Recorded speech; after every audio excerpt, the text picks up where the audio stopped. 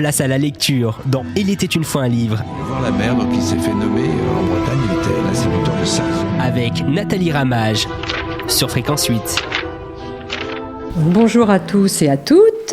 Cette semaine, j'ai le plaisir de retrouver Marie-Hélène Rudel pour nous parler de son roman, parler autour de son roman, dont le titre « Jamais maman ne serait morte sans me prévenir » aux éditions Les Perséides. Bonjour Marie-Hélène. Bonjour Nathalie. Alors, depuis le début de la semaine, c'est vrai que je reviens sur certains passages ou certains mots de votre livre qui m'ont un petit peu interpellée. Et il y a une autre facette, là c'est une facette de votre métier que je n'imaginais pas. Vous dites à un moment que les médicaments, le fait de donner des médicaments représente 40% de votre temps de travail. Enfin, oui. Du temps de travail d'une infirmière. D'une infirmière en maison de retraite. En maison de retraite. Alors, oui. Parce que ça peut être différent à l'hôpital ou... Ah oui, tout à fait. J'en avais un petit peu assez de m'occuper des médicaments tout le temps. Donc un jour, je me suis amusée, si on peut dire, à compter combien de temps, en moyenne, ça représentait. Et je me suis rendu compte avec effarement que ça représentait environ 40% de ma journée de travail. Entre la réception des médicaments qui arrivent de la pharmacie, le rangement dans les boîtes de médicaments des résidents, les semainiers à faire et surtout les distributions, parce qu'il y en a 4, petit déjeuner, dîner et goûter. Somnifères. Ah oui. Et somnifères. C'est énorme. On passe énormément de temps. Il faut aussi les écraser pour les gens qui ne sont pas capables de les avaler tels quels. Et c'est des moments qui sont assez épiques, parce que si vous ne mettez pas de masque, eh bien, le fait d'écraser les médicaments, vous en prenez le plus souvent une bonne giclée dans le nez. Ça aurait été rigolo de faire des analyses, des analyses de sang à certains moments. Je suis sûre que j'ai eu un peu de tout comme mes collègues. Ah des antihypertenseurs, tout, des trucs pour le cœur, des trucs, des neuroleptiques, en dose infime, quoi. Bien et sûr. Le nombre de fois où j'en ai respiré, c'est vraiment impressionnant. Il faut trouver un autre système. Les vapeurs de médicaments, donc. Ah, les vapeurs de médicaments, oui, tout à fait. Et puis alors, il y a une chose qui est vraiment très, très rigolote, enfin très, très frappante, c'est que les gens qui fabriquent les médicaments ne pensent pas aux dépendances, aux handicaps de toute nature. Vous avez par exemple des tas de médicaments qui sont insécables, incassables, ou qui le sont mais avec une difficulté extrême. Bon, voilà. Donc Et si on ne le fait pas pour la personne, elle ne pourra jamais le casser en deux. Ouais, quoi. donc il y a vraiment plein de choses. Il pourrait y avoir, je ne sais pas, peut-être, c'est pas ma partie du tout, la fabrication des médicaments, mais peut-être que certaines choses pourraient être converties non, mais vous êtes quand même bien placé parce que vous êtes à l'autre bout de la chaîne. Ah mais oui, tout à fait. C'est-à-dire, à chaque fois qu'il y a des médicaments qui sont très gros, qui sont très difficiles à avaler, peut-être qu'on pourrait en faire des sirops. Il y a des choses à inventer, quoi. Parce que sinon, on est obligé de les écraser, de les mélanger à des compotes, des crèmes, etc., pour que ça soit moins atroce à avaler. Mais je pense que c'est quand même pas très bon. Et comment on fait quand il y a une personne qui recrache ? Parce que vous en avez une, là, qui est... oui, mais ça arrivait tout le temps. Écoutez, on fait son possible... Comme d'habitude. Pour qu'elle en ait une infime dose. On fait le mieux possible, on essaie qu'elle ait le maximum. Quelquefois, il y a des échecs. Quelquefois, c'est pas possible. Et puis, de toute façon, il faut bien dire que souvent, on croit avoir réussi à les donner, mais que les gens les recrachent, les jettent par terre. Les gens sont très, très, très, très malins. Quand ils ne veulent pas quelque chose, ils ne le veulent pas. Et ils trouvent les ressources. Ils trouvent les ressources, ils trouvent les moyens. Et comment vous faites dans ces cas-là ? Écoutez, si quelqu'un ne prend pas son traitement. On le signale au médecin qui ne peut pas faire plus. On ne peut rien faire. On ne peut rien faire. Donc c'est culpabilisant un petit peu, hein, parce que on essaie d'insister, mais vous n'allez pas forcer quelqu'un. Vous n'allez pas faire prendre le traitement de force à quelqu'un. C'est inhumain, c'est pas possible. Parce que si c'est un traitement, je sais pas, pour le cœur ou un hypertenseur... Oui. Bon, alors, dans les cas extrêmes comme ça, c'est-à-dire c'est vital de le prendre et la personne ne le prend pas, le médecin se débrouille pour trouver justement un autre type de médicament. Bon, je vais lui donner ça, c'est en poudre. Enfin bon... Il n'y a pas de miracle, il n'y a pas de solution à tous les coups. Hein. Donc c'est épique, finalement. C'est épique. Quelquefois, les médicaments, c'est épique. Donc je ne pensais pas que ça représentait votre satanée chimie. Oui. C'est vrai que c'est lourd pour vous que cette chimie, justement, comme vous dites, prenne autant de temps Oui, parce que c'est pas l'essentiel du métier. Vous savez que souvent, les résidents, en toute innocence, nous appelaient les pharmaciennes. Alors, ça dit tout, hein. On n'est pas là pour ça, on est là pour les pansements, les piqûres. Ce qui n'est pas forcément non plus... Non, mais enfin, donner des médicaments... Pas toujours facile, quoi. Enfin, je veux dire, les piqûres non plus. Non, rien n'est facile dans le métier d'infirmière. et dans le métier de malade non plus, de toute façon. Oui, surtout que ces gens ne sont pas malades. Non. Bien sûr, ils ne sont pas étiquetés malades. Ils arrivent parce qu'ils ne peuvent plus vivre chez eux. Donc, c'est vrai que ils n'ont pas le même statut. Enfin, quand on est à l'hôpital, on est malade. Oui. Mais en maison de retraite. Oui. Même si on a des traitements. C'est toute l'ambiguïté de la chose. Hein. C'est que c'est vrai que les maisons de retraite fonctionnent trop comme des établissements de soins. On a le droit d'être malade en maison de retraite, hein. On a le droit d'y attraper la grippe, d'y attraper une bronchite ou n'importe quoi d'autre, mais on n'est pas entré, sauf à considérer que la maladie d'Alzheimer, par exemple, est une maladie. Je ne sais pas. Bon, mais c'est vrai qu'on met des étiquettes sur des problèmes cognitifs. Bon. Mais enfin, ils ne sont pas malades au sens où on l'entend généralement, et pourtant, les soignants sont en blouse blanche. On parle de soignants. Peut-être faudrait-il employer un autre terme. Je vous disais lors de notre première émission qu'il fallait tout réinventer. Mmh. Parce que sinon, les gens, ils ont l'impression d'être à l'hôpital quelque part. Alors, dans certains EHPAD, on parle de maîtresse de maison. De maîtresse de maison. Oui. Alors, c'est déjà plus sympa. Il y a l'histoire de la maîtresse qui est quand même un peu problématique parce que ça crée d'office une hiérarchie là quand même. Hein. Et la maîtresse de maison n'est pas en blouse blanche. Ouais, c'est bien qu'elle soit pas en blouse blanche. Maîtresse de maison, ça me gêne dans le côté c'est moi qui vous reçois. Vous voyez ce que je veux dire ? Il y a un côté c'est moi qui vous reçois, donc je suis chez moi, alors que bon sang de bonsoir, ils sont chez eux. Et vous savez que souvent, ça m'est arrivé d'entendre on n'est pas bien chez toi. Ça voulait dire on n'est pas bien à la maison de retraite. Hein. Mmh. Non seulement ils pensaient que j'étais moi chez moi, alors que j'étais la seule de nous deux à rentrer chez moi le soir, mais ils pensaient clairement qu'ils n'étaient pas chez eux. Ça, c'est une phrase vraiment incroyable. Hein. On n'est pas bien chez toi. Alors, si c'est pour être une maîtresse de maison dans ces circuits comme ça, c'est pas tellement tentant. Non, il faudrait absolument que la vie soit suffisamment agréable pour qu'ils se considèrent comme chez eux. Et qu'ils aient moins envie de partir. Du coup, si vous vous considérez comme chez vous, vous n'avez pas envie de vous en aller, c'est sûr. Hein. Mais ça peut être la chose la plus importante qu'on ait dite depuis le début de la semaine. Hein. Mm-hmm. C'est un endroit, le plus souvent, où on ne se sent pas chez soi. C'est pas normal. Alors qu'on sait qu'on va y être peut-être jusqu'à la fin de ses jours, quoi. Vous savez, oui, 99 fois sur 100, c'est le cas. Hein. Parce que c'est pas un lieu transitoire, c'est pas fait pour... non. Pour y être en convalescence, par exemple, quoi. On rentre pas après. Alors, vous avez vu dans le livre que ça peut arriver, c'est exceptionnel, des gens qui retournent chez eux. Oui, il y en a un. Surtout parce que j'imagine que comme ça arrive, vous avez mis votre emblème. Oui, tout à fait. De la personne qui qui rentre chez elle ou qui va de temps en temps dans sa maison. C'est très exceptionnel.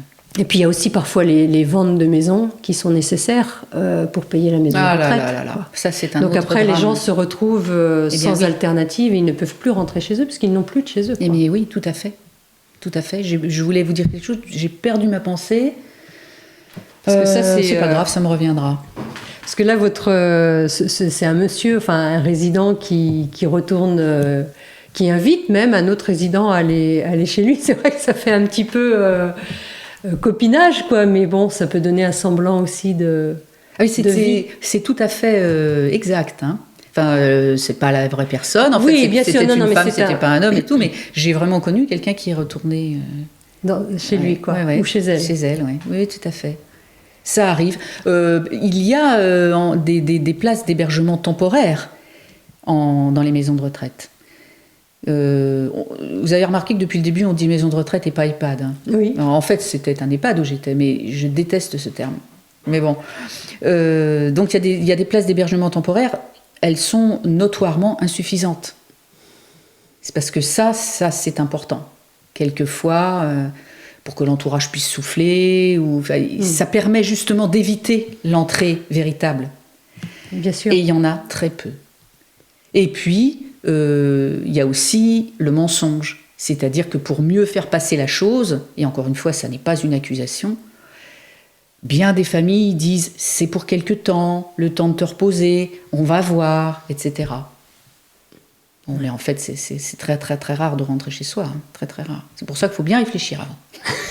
S'il n'y a pas d'autre solution possible. Oui. Enfin, quoique maintenant, il y a aussi les résidences seniors qui permettent à des personnes comme ça de rester dans des petits appartements, tous ensemble, avec des intervenants extérieurs. Ouais, ça c'est bien.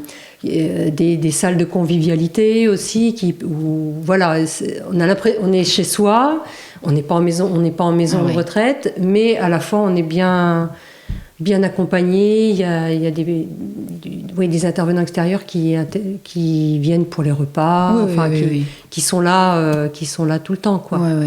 Ou très souvent. C'est bien, ça, c'est bien. Moi, je pense que l'idéal, c'est quand même de tout faire pour que les gens restent chez eux. Mais ça passe par un grand développement de l'aide à domicile. Ce sont des gens, la plupart du temps des femmes, des gens qui travaillent en ADMR, par exemple, etc., qui ont un rôle extrêmement important et qui sont méprisés. On a bien vu dans l'histoire de la Covid, puisqu'il paraît qu'il faut dire comme ça, à quel point elles ont été les dernières à avoir des masques. Bon, et ça, moi je pense que c'est ça l'avenir, quoi. Enfin, il faudrait que ça aille ça permet le maintien à domicile le plus longtemps possible. Il faut absolument que il y a presque toujours des moyens, vous savez, pour rester à domicile, mais il faut être très accompagné, infiniment plus qu'actuellement. Je vous dis, tout est à inventer. Hein. C'est pas du bricolage qu'il faut faire, c'est carrément repenser la chose. Parce que si les gens qui étaient au pouvoir s'imaginaient une seconde vivre, si on pouvait les mettre pendant quelques heures dans la peau de quelqu'un qui est en maison de retraite, qui est le monsieur même tout le monde, qui n'a pas le sou, ben je vous assure ça changerait. Hein. Il supporterait pas longtemps. Bon, je sens que je m'énerve. Que la militante sommeille derrière l'écrivain. Oh, tout à mais fait. Je pense que c'est des milieux de travail qui ne peuvent qu'amener à ce genre de réaction, parce que quand on est au quotidien, enfin je veux dire pour plusieurs métiers, enfin pour beaucoup de métiers, il faut être dans le quotidien, faudrait descendre un petit peu, voilà, dans le quotidien des citoyens pour voir comment c'est concrètement. Ah oui, ils n'en ont aucune idée. Je pense que nous vivons carrément sur deux planètes différentes avec les gens qui nous gouvernent. Oui, on n'est pas sur la même planète, c'est ça. Oui. Bon, bien écoutez, je vais quitter la militante. Je vais essayer de retrouver l'écrivain demain. Oui. En tous les cas, voilà, je rappelle le titre de votre livre « Jamais maman ne serait morte sans me prévenir » aux éditions Les Perséides. À demain, Marie-Hélène. À demain, Nathalie. Marie-Hélène Rudel, jamais maman ne serait morte sans me prévenir. Elle est minuscule, cette salle. Nous nous y entassons pourtant à 40 et il n'y a que 5 chaises. La grande cérémonie des transmissions va commencer. C'est la fin de notre journée de travail. L'équipe du matin va passer la main à l'équipe du soir. Tout le monde est là. De là tout en bas de l'échelle stagiaire aide-soignante à la redoutée surveillante là-haut sur son dernier barreau. L'atmosphère a beau être solennelle, pour beaucoup c'est déjà presque le vestiaire. La fatigue et la chaleur de la pièce aidant, on somnole. Les paupières se ferment malgré elles. Elles l'ont bien mérité. L'essentiel est de se débrouiller pour que ce demi-sommeil ne soit pas remarqué. Pour moi, il n'est pas question de m'endormir. La maîtresse de cérémonie, c'est toujours l'infirmière. Madame Cariou, Madame Lecause, Monsieur Morvan, défilent dans ma bouche les noms des résidents par ordre alphabétique avec un petit blanc entre chaque, ni trop long, ni trop court, juste assez de place pour que puisse y glisser un commentaire. Nous sommes comiques à voir, presque tous debout, collés les uns aux autres, alignés le long des 4 murs, mais le plus souvent le corps en biais, faute d'assez de place pour pouvoir y appuyer notre dos. Pourquoi ne pas chercher une autre pièce pour les transmissions, et spécialement une pièce où nous serions tous assis ? Quelle mouche m'avait piqué le jour où j'avais posé cette question ? Mines incrédules, silence, puis « Mais on a toujours fait les transmissions ici !» Une bonne raison apparemment pour les y faire définitivement. D'ailleurs, j'étais bien la première à y trouver hardir. Rester debout ? Et alors, on en a vu d'autres. Croyance fondamentale, nichée profond dans la boîte crânienne des blouses blanches et héritée, je n'en doute pas, du temps où les soins étaient donnés par des religieux, un bon soignant se doit de souffrir. Le masochisme fait partie de notre culture. La minuscule salle des transmissions est un bocal de verre, entièrement ceint de baies vitrées, comme tant d'autres pièces de la maison de retraite. Les pensionnaires peuvent donc nous voir et même nous regarder. Très intriguée, Louise Kerney a pris position derrière la porte et scrute l'intérieur du petit bocal avec avidité. Elle ne nous gêne pas. Au moins, savons-nous qu'elle n'est pas en train de courir jusque chez sa mère malade, le sac sous le bras, comme hier et comme toute la semaine dernière. Sa chère mère qui aurait 120 ans sonné.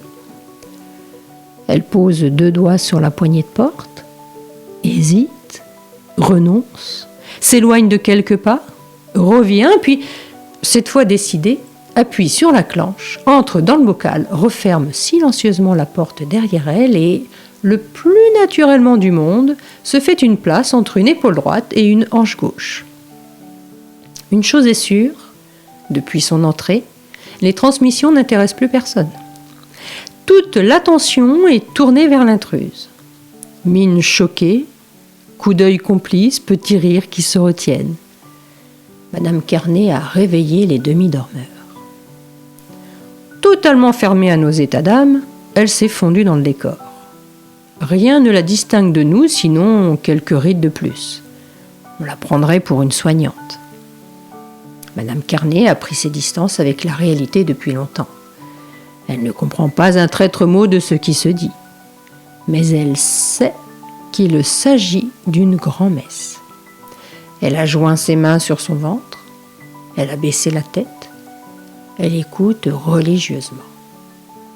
À dire vrai, il n'y a plus qu'elle qui écoute. Que faire de Madame Kerney ? La chasser ? Ce serait à coup sûr la voir revenir dans la minute. Et le secret professionnel ?